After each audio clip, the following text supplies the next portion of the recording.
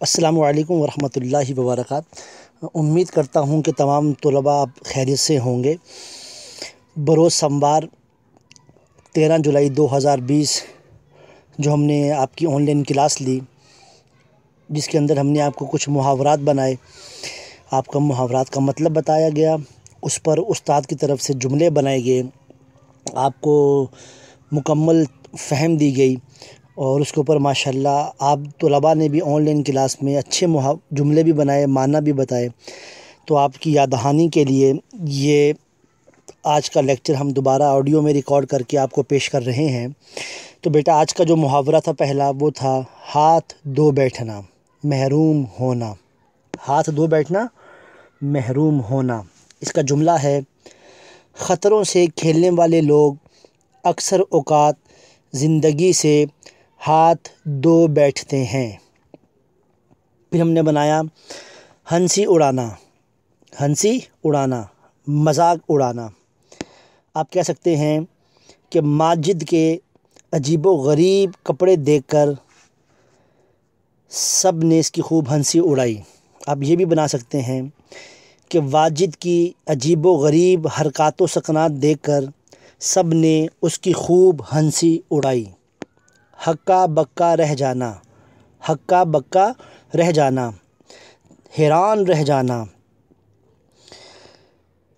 آسیہ بطول کی دانشورانہ گفتگو سن کر سب لوگ ہکا بکا رہ گئے۔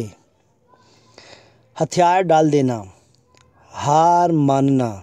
ہتھیار ڈال دینا، ہار ماننا۔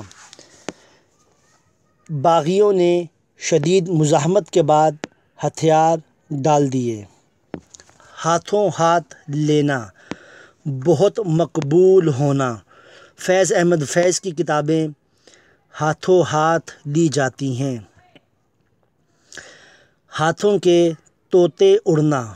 ہاتھوں کے طوطے اڑنا، شدید گھبراہٹ طاری ہونا۔ شدید گھبراہٹ طاری ہونا۔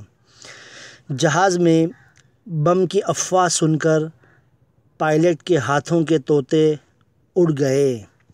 آخری محاورہ ہے بیٹا آج کا، ہاتھ ملتے رہ جانا۔ ہاتھ ملتے رہ جانا، افسوس کرتے رہ جانا۔ ہر کام کا ایک وقت ہوتا ہے، اگر وہ گزر جائے تو انسان ہاتھ ملتا رہ جاتا ہے۔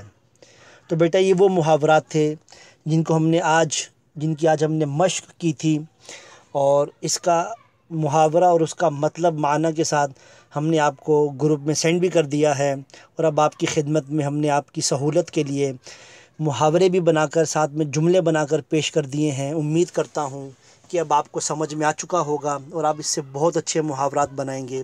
اللہ تعالیٰ آپ سب کو خوش و خرم رکھے، صحت بھی دے، تندرستی بھی دے، والدین کو رزق میں وسعت بھی دے۔ آمین ثم آمین، والسلام۔